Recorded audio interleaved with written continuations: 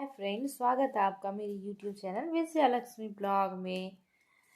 तो फ्रेंड, आज हम आप लोगों के लिए कोई रेसिपी या कुछ नया नहीं लेकर के आए हैं।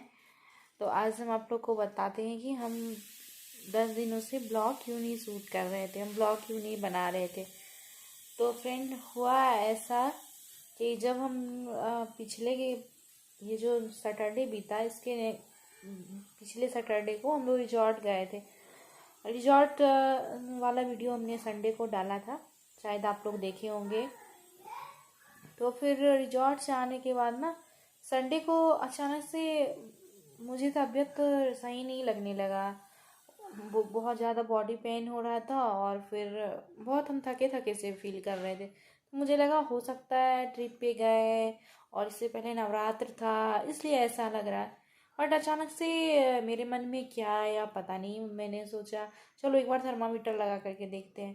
मैंने थर्मामीटर लगाया तो मुझे फीवर 100 था।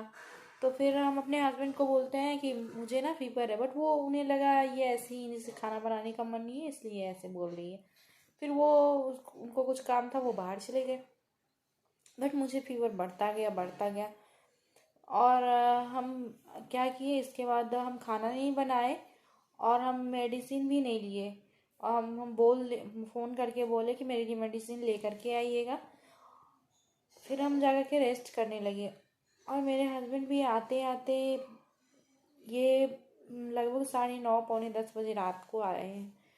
फिर मैं गुस्सा आ गई। तो इन्हें लगा ये ऐसे ही बोल रही है। फिर वो देखे कि खाना भी नहीं बनाई है कुछ नहीं, तो फिर वो आकर के देखे तो सही में मुझे फीवर था। फिर उन्होंने ही खाना बनाया, फिर हम खाए और मेडिसिन लिए। तो उस दिन भी मेडिसिन लिए तो लगा वही था कि हरासमेंट के कारण ऐसा हो रहा है। फिर नेक्स्ट डे मेडिसिन लेने के बाद भी फीवर नहीं गया।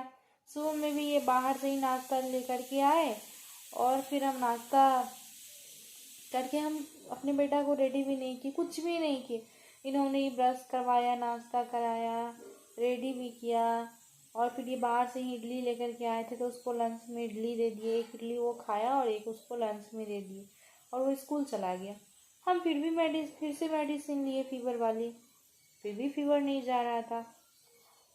दोपहर का भी खाना हम कुछ किए ही नहीं उस दिन भी, क्योंकि मुझे बिल्कुल भी एनर्जी नहीं था। बहुत थके थके से लग रहे थे। तो हम हम कुछ नहीं किए, सारा कुछ यही किए और बीच में हम सो गए। हमको पता भी नहीं था कि ये कब खाना बनाए, क्या किए नहीं किए। और ये फिर मेरे बेटा को लेने के लिए गए।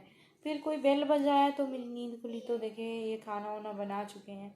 फिर हम थोड़ी देर के बाद हम नहाने के लिए गए तो देखे मेरे बॉडी में एक दो दाने निकले हुए हैं।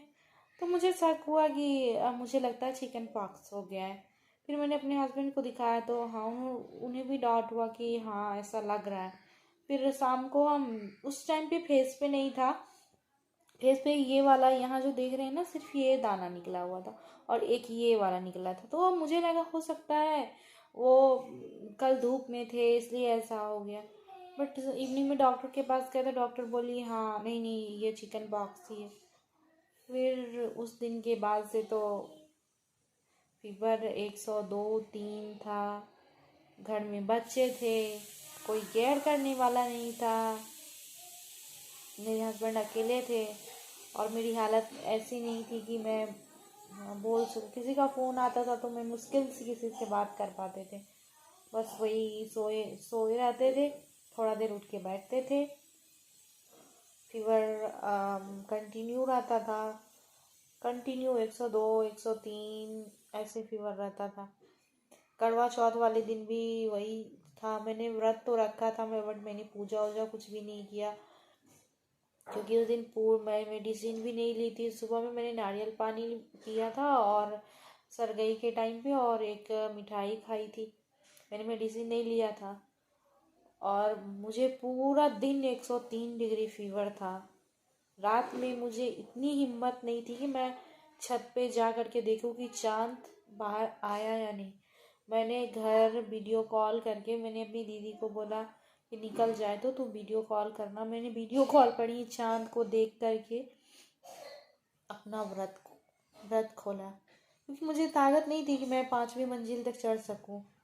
यहाँ पे ऐसे नीचे से तो दिखता नहीं, और यहाँ बारिश बहुत ज़्यादा हो रही थी, और 2 दिनों से थोड़ा बेटर फील कर रहे हैं। क्या करें, हस्बैंड भी कितना करेंगे, उन्हें भी अपना ऑफिस है, बच्चों को देखना है, फिर भी वो मेरी बहुत ज़्यादा केयर किए। तो चलिए देखिए क्या होता है। हम कोशिश करेंगे कि अब हम आप लोगों के लिए ब्लॉग बनाते रहें, लाते रहें वीडियो। बट अभी भी हम बहुत अच्छे से ठीक नहीं हो पाए हैं, मुझे उतनी एनर्जी नहीं है कि मैं बोल पाऊँ। मैं अभी भी बोल रही हूँ तो मुझे अब लग रहा है जैसे कि अब गला सूखने लगा है।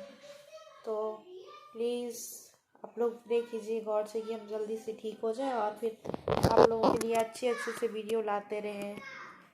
और आपको तो पता ही है अभी दिवाली है, दिवाली का भी मैंने कुछ भी नहीं किया है, और मैं काम वाली भी ढूंढ रही हूँ तो काम वाली भी अभी नहीं मिल रही है, क्योंकि सभी लोग जो जहाँ पे काम कर रहे हैं वो वहीं पे बिजी हैं, क्योंकि सभी को दिवाली का सब सफाई करवानी है।